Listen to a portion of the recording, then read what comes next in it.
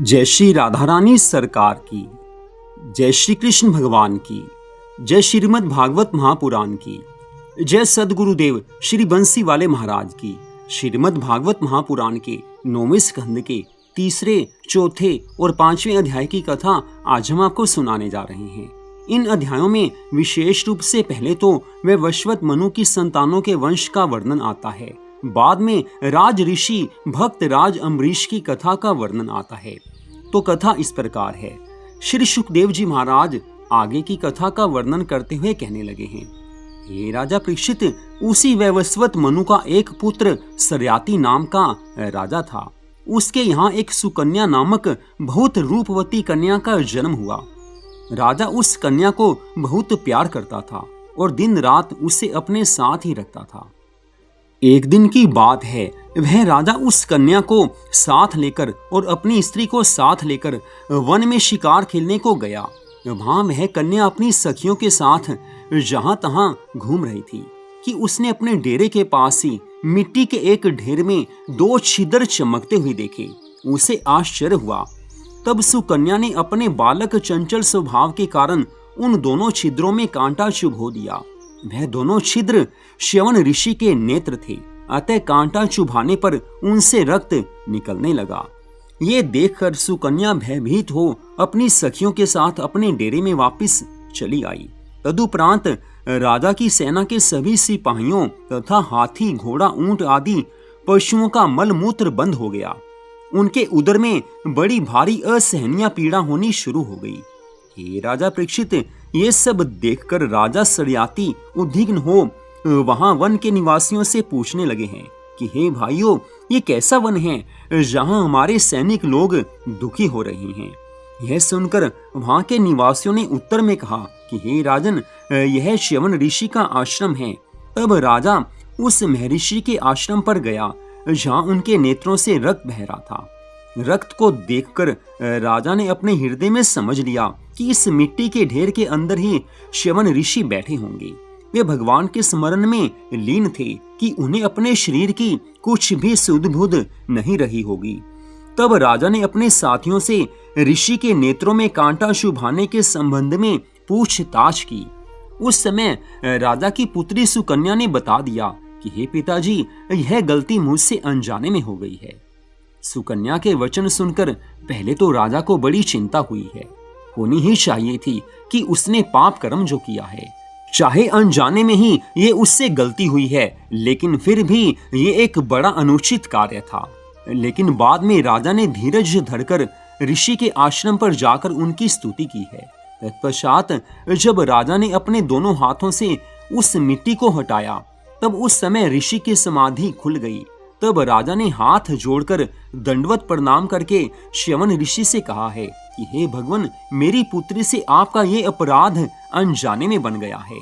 ये पाप कर्म है, लेकिन अनजाने में हुआ है, इसलिए मैं अब उसको आपकी सेवा में अर्पण करता हूँ। अब आप कृपा करके ऐसा आशीर्वाद दीजिए कि जिससे मेरे साथ आए प्राणियों की पीड़ा नष्ट हो जाए।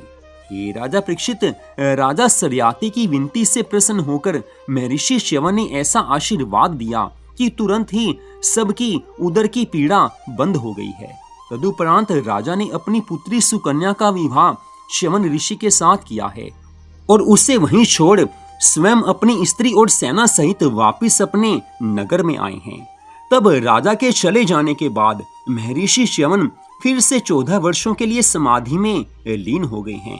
भगवान से इतना प्रेम हो कि बस ठाकुर जी के अलावा कुछ याद न आए। महर्षि च्यवन का विवाह हुआ है, लेकिन भोग विलास की इच्छा नहीं है।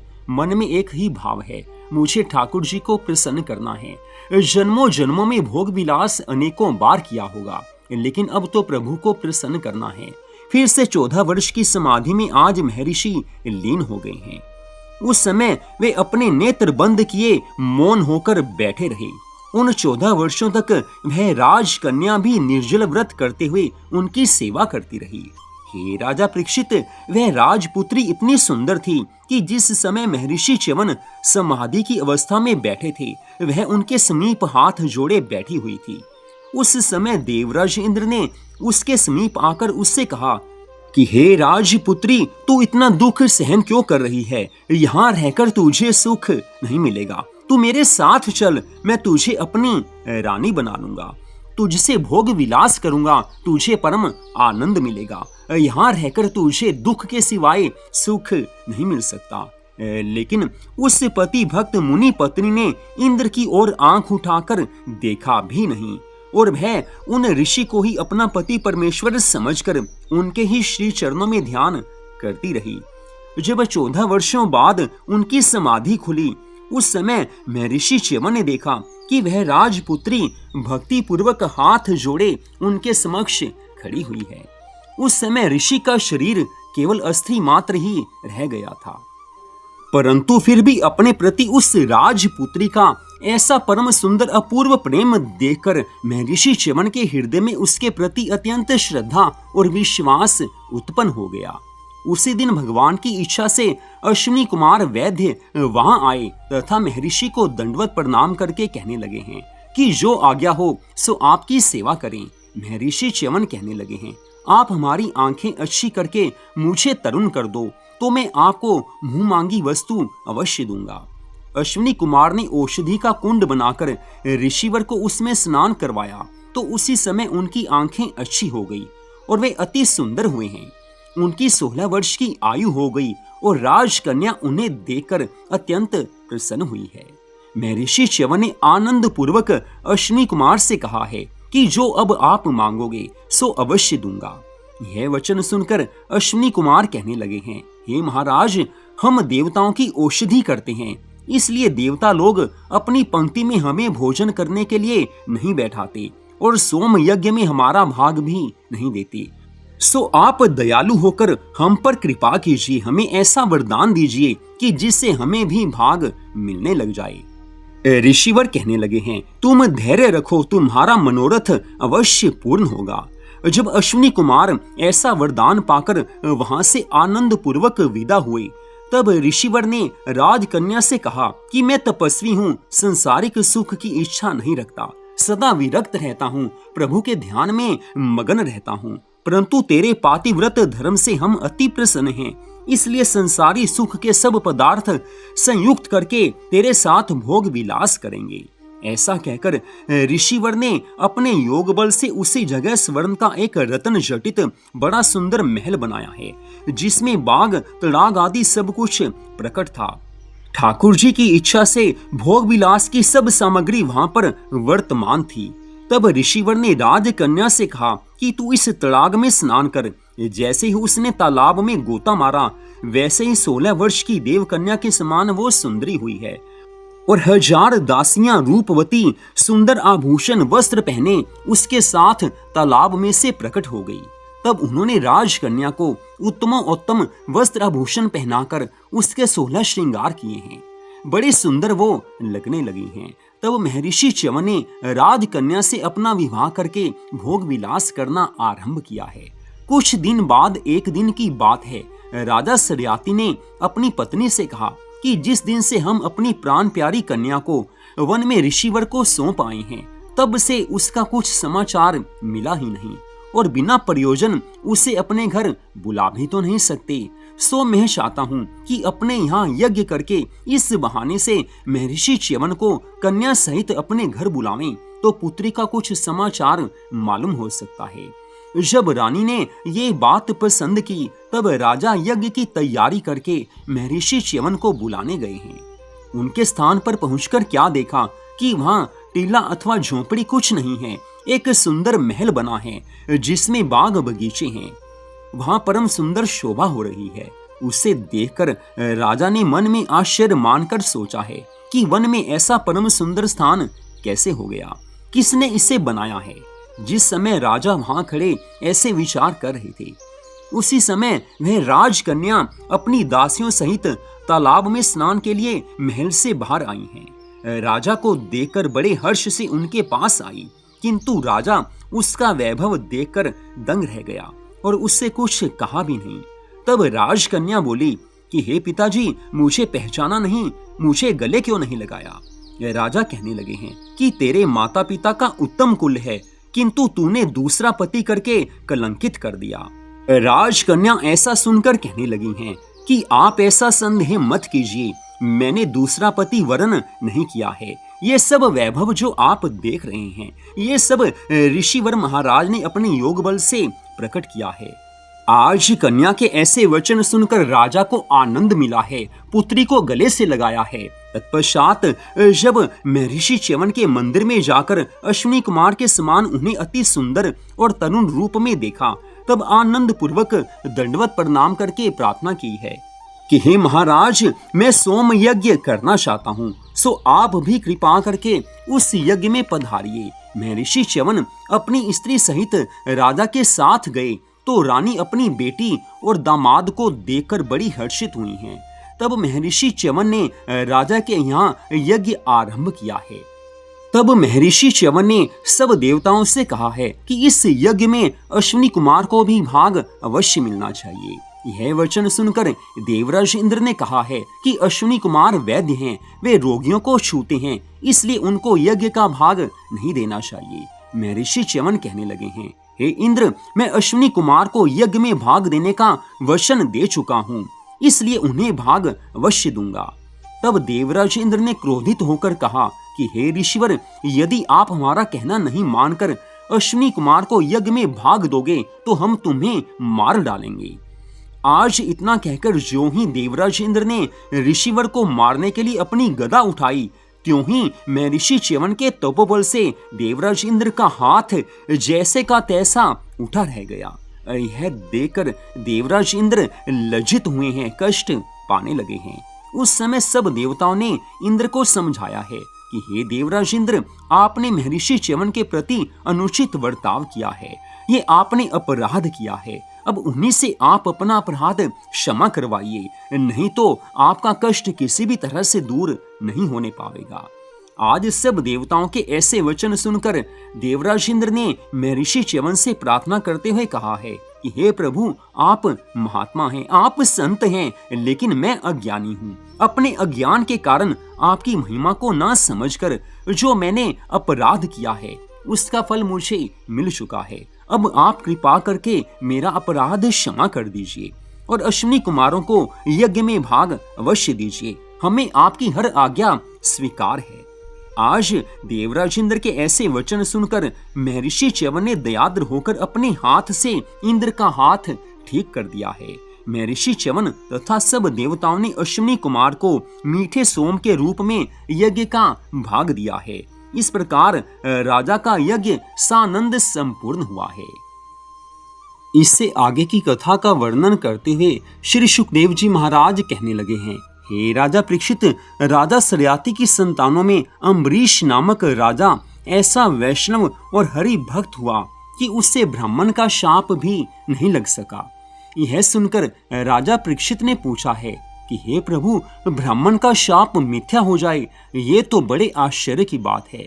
फिर ऐसे वैष्णव राजा भक्त को किसी ब्राह्मण ने शाप दिया ही क्यों? ये कथा सुनाने की कृपा कीजिए। श्री सुखदेव जी महाराज कहने लगे हैं, हे राजा परीक्षित, कथा इस प्रकार है। राजा अम्बरीश सच्चे मन से भगवान का स्मरण और पूजन करते हुए राजकाज करते थे। उनके यज्ञ में देवता, ऋषि तथा ब्राह्मण साक्षात उपस्थित होकर अपना भाग स्वीकार करते थे। दिन रात प्रभु की आराधना करते हुए, परम पिता भगवान का भजन पूजन करते हुए, भगवान की कथा सुनना और संसार के व्यवहारों को स्वप्न के समान मिथ्या समझना, बस यही राजा की दिनचर्या थी। संसार को वो स्वप्न के समान मिथ्या समझते हैं। संसार में मन नहीं लगा, मन ठाकुर जी के चरणों में लगा है। संसार के सुख सब वैभव अपने पास हैं, फिर भी राजा का मन उनमें नहीं लगता है। राजा को अपना परम भक्त समझकर भगवान सदा सुदर्शन चक्र द्वारा उसके राज्य और देश की रक्षा किया करते थे। राजा की पत्नी भी परम वैष्णव और पति परायण थी। वे दोनों अपने हृदय में भगवान का ध्यान रखते हुए दशमी तिथि को अल्पाहार और एकादशी को निर्जल व्रत रखते थे। प्रत्येक द्वादशी तिथि को राजा विधि पूर्वक 60 करोड़ गौएं ब्राह्मणों को दान देकर तथा उन्हें भोजन करवाकर व्रत का पालन करते हैं। 1 वर्ष तक ऐसी ही एकादशी करने का राजा अम्बरीश ने नियम लिया। इसे अखंडा एकादशी कहते हैं। लेकिन प्रभु कृपा से, प्रभु की लीला से एक बार कुछ ऐसा हुआ कि एकादशी के दूसरे दिन द्वादशी केवल 2 घड़ी ही शेष थी। उस दिन प्रातःकाल महर्षि दुर्वासा राजा अम्बरीश के धर्म की परीक्षा लेने के लिए अपने 88,000 शिष्यों के साथ उनके महल में आए हैं। उनसे कहा है कि हे राजन, हम तो तुम्हें आशीर्वाद देने आए हैं, लेकिन इस समय तुम्हारे यहाँ भोजन प्रसादी पाएंगे। राजा अम्बरीश ने आज महर्षि दुर्वासा का आदर सत्कार करने के पश्चात कहा है कि हे प्रभु, आप भोजन प्रसाद पा लीजिए। लेकिन महर्षि दुर्वासा कहने लगे हैं कि पहले हम यमुना पार स्नान संध्या कर आवें, तब भोजन प्रसादी पावेंगे। इतना कहकर वे स्नान करने के लिए यमुना तट पर आए हैं। उन्होंने वहां जानबूझकर स्नान, पूजा, आराधना आदि में देरी लगा दी है। उधर जब द्वादशी तिथि बीतने लगी और महर्षि दुर्वासा लौट कर नहीं आए, तो राजा अम्बरीश ने ब्राह्मणों से राय मांगी है कि महर्षि दुर्वासा अभी वापस नहीं आए हैं और द्वादशी तिथि बीती जा रही है। त्रयोदशी में व्रत की पालना नहीं की जा सकती, तो ऐसी अवस्था में क्या करना चाहिए? तब ब्राह्मणों ने राजा को आज्ञा दी, ये व्यवस्था दी है कि हे राजन, ऐसी स्थिति में तुम्हें श्री ठाकुर जी का चरणामृत लेकर व्रत का पारण कर लेना चाहिए। आज सब ब्राह्मणों की आज्ञानुसार राजा अम्बरीश ने चरणामृत लेकर द्वादशी तिथि में पारण कर लिया है। जब द्वादशी तिथि बीत गई और महर्षि दुर्वासा स्नान करके लौट आए, तब राजा ने उनसे भोजन करने का आग्रह किया है।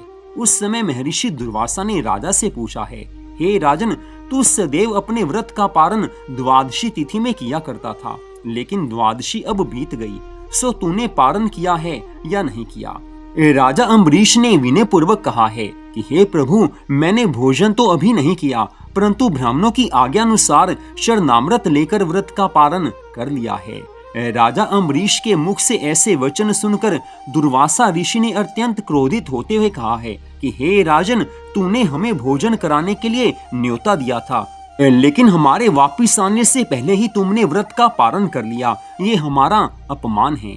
ऐसा कहकर आज महर्षि दुर्वासा ने क्रोध की अवस्था में अपनी जटा में से एक बाल तोड़कर पृथ्वी पर पटक दिया है।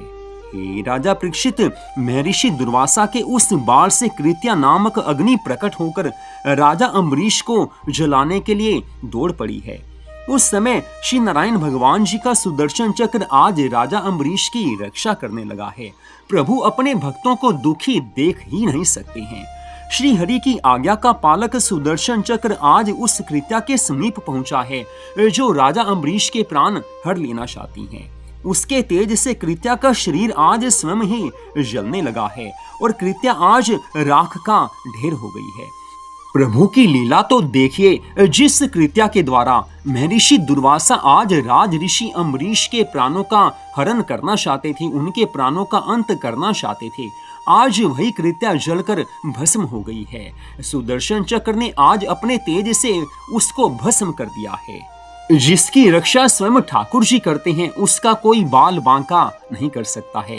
राज ऋषि अम्बरीश की रक्षा हुई है, लेकिन ऐसा देखकर आज महर्षि दुर्वासा के पीछे सुदर्शन चक्र चलने लगा है। सुदर्शन चक्र आज महर्षि दुर्वासा को जलाने के लिए दौड़ पड़ा है। महर्षि दुर्वासा बड़े भयभीत हो गए हैं, वहां से भागने लगे हैं। सुदर्शन चक्र ने उनका पीछा नहीं छोड़ा।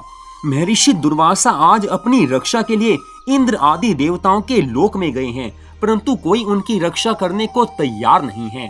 भगवान से वैर कौन ले सकता है? आज महर्षि दुर्वासा ब्रह्म लोक में ब्रह्मा जी के पास आए हैं, लेकिन ब्रह्मा जी ने क्या कहा है? ब्रह्मा जी कहने लगे हैं, हे दुर्वासा, तुमने भगवान के सच्चे भक्त का अपराध किया है, इस कारण मैं तुम्हारी रक्षा नहीं कर सकता। ऐसा सुनकर आज महर्षि दुर्वासा भगवान शिव के पास आए हैं, लेकिन उन्होंने कहा कि तुम श्री नारायण भगवान की शरण में जाओ तो भले ही बच सको, मैं कुछ नहीं कर पाऊंगा। जब महर्षि दुर्वासा ने ये देख लिया कि श्री नारायण भगवान के अतिरिक्त उनकी रक्षा कोई नहीं कर सकता, तो महर्षि दुर्वासा आज भगवान त्रिलोकी नाथ की शरण में आए हैं। दंडवत प्रणाम करके कहने लगे हैं, हे प्रभु, मैंने आपके भक्त का, आपके सच्चे सेवक का अपराध किया है।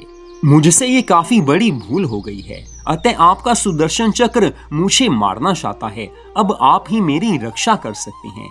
यह सुनकर आज श्री हरि विष्णु भगवान कहने लगे हैं, हे दुर्वासा, मैं तीनों लोकों का स्वामी हूँ, परंतु अपने भक्तों पर मेरा कोई वश नहीं चलता है। मुझे लक्ष्मी जी अधिक प्रिय नहीं है। जिस प्रकार पतिव्रता स्त्री अपनी सेवा द्वारा अपने पति को वश में कर लेती है, उसी प्रकार मैं भी अपने भक्तों के अधीन रहता हूँ। लक्ष्मी जी से बढ़कर मुझे मेरे भक्त प्रिय हैं। मैं कभी भी अपने भक्तों के वचनों को टाल नहीं सकता। हे ऋषिवर, मेरा वचन भले ही टल जाए, परंतु अपने भक्त का वचन टालना मुझे कदापि स्वीकार नहीं है। हमारे भक्त बड़े दयालु तथा क्रोध को वश में रखने वाले होते हैं। हे महर्षि दुर्वासा, आप तो मेरे भक्त हो, लेकिन आपने अनुचित कार्य किया है। आज मेरे परम भक्त राजा अम्बरीश आप पर थोड़ा सा भी क्रोध कर लेते तो आप वहीं उसी क्षण जलकर भस्म हो जाते। इसलिए अब आप उसी मेरे भक्त की शरण में जाओ। राजा अम्बरीश ही आपकी रक्षा कर सकते हैं, मैं इसमें कुछ नहीं कर सकता। धन्य है भगवान के सच्चे भक्त की भक्ति को, जिनके सामने ब्रह्मा विष्णु और महेश भी ये कहते हैं कि मैं कुछ नहीं कर सकता। आज महर्षि दुर्वासा पहले तो उदास हुए हैं, लेकिन भगवान की बात को समझा है, मन में ठान लिया है कि अब तो मुझे राजा अम्बरीश की शरण में जाना चाहिए, तभी मेरे प्राणों की रक्षा हो सकती है। इतनी कथा सुनाकर श्री सुखदेव जी महाराज कहने लगे हैं कि जब दुर्वासा ऋषि वैकुंठनाथ भगवान के पास पहुंचकर निराश हो गए और तब वे अत्यंत लज्जित होकर राजा अम्बरीश के पास लौट आए हैं, सामने खड़े हो गए हैं। आज महर्षि दुर्वासा की ऐसी दशा को देखकर राजा अम्बरीश को बड़ी दया आई है। उन्होंने सुदर्शन चक्र की स्तुति करते हुए कहा है कि हे सुदर्शन चक्र, आप दुर्वासा ऋषि को ब्राह्मण जानकर इनकी रक्षा करो। आपके प्रभु श्री लक्ष्मीपति ब्राह्मणों के परम भक्त हैं और मैं भी ब्राह्मण भक्त हूँ, इसलिए मुझसे दुर्वासा ऋषि का दुख नहीं देखा जाता। आप कृपा कीजिए, इन्हें क्षमा कर दीजिए। इतनी कथा सुनाकर श्री सुखदेव जी महाराज कहने लगे हैं, हे राजा परीक्षित, राजा अम्बरीश की ऐसी परम सुंदर प्रार्थना को सुनकर सुदर्शन चक्र ने उसी क्षण अपना तेज शांत कर लिया है। आज महर्षि दुर्वासा के प्राण बच गए हैं। उसी समय राजा अम्बरीश ने हाथ जोड़कर महर्षि दुर्वासा से कहा है कि हे भगवान, सब पदार्थ तैयार रखे हैं, आप भोजन प्रसादी पा लीजिए। यह सुनकर महर्षि दुर्वासा ने प्रसन्न होते हुए राजा के घर भोजन प्रसाद पाया है। ये राजा परीक्षित, उस सुदर्शन चक्र के डर से महर्षि दुर्वासा 1 वर्ष तक तीनों लोकों में भ्रमण करते रहे और राजा अम्बरीश उतने समय तक उसी जगह पर खड़े होकर ये चिंता करते रहे कि देखो तो सही, मेरे निमित्त महर्षि दुर्वासा को कितना दुख सहना पड़ रहा है। भगवान का प्रसाद होने के कारण वह भोजन जो महर्षि दुर्वासा के निमित्त बनाकर रखा हुआ था वो खराब नहीं हुआ। ब्राह्मणों को भोजन करवाने के पश्चात जब राजा अम्बरीश ने प्रसाद ग्रहण किया, तब यह देखकर महर्षि दुर्वासा भाव विह्वल होकर कहने लगे हैं, हे राजन, मैं अभी तक भगवान के भक्तों की महिमा को समझ नहीं पाया था, लेकिन अब मुझे पता चल गया है कि भगवान के भक्तों से बढ़कर कोई नहीं हो सकता है। वास्तव में भगवान के भक्त सर्वश्रेष्ठ हैं। हे अम्बरीश, तुम परम धन्य हो जो तुमने मेरे जैसे अपराधी के निमित्त भी 1 वर्ष तक खड़े रहकर कष्ट सहन किया और भगवान से प्रार्थना करके मुझे उनके सुदर्शन चक्र के महान रोष से मुक्त कर दिया है। उस समय वहां जो भी ब्राह्मण, ऋषि, मुनि और भक्तगण बैठे थे, सब के सब राजा अम्बरीश की भूरी भूरी प्रशंसा करने लगे हैं। वास्तव में भगवान के भक्तों के समान कोई नहीं हो सकता। ठाकुर जी स्वयं कहते हैं कि मुझे मेरे भक्तों से प्यारा और कोई नहीं हो सकता है। तो आज की इस परम सुंदर कथा का यहीं पर विश्राम होता है। अगले भाग में आप इससे आगे की कथा को सुन पाएंगे। जय श्री राधा रानी सरकार की, जय श्री कृष्ण भगवान की, जय श्री लक्ष्मी नारायण जी भगवान की, जय श्रीमद् भागवत महापुराण की, जय सद्गुरुदेव श्री बंसी वाले महाराज की। जय जय श्री राधे, जय जय श्री राधे, जय जय श्री राधे श्याम।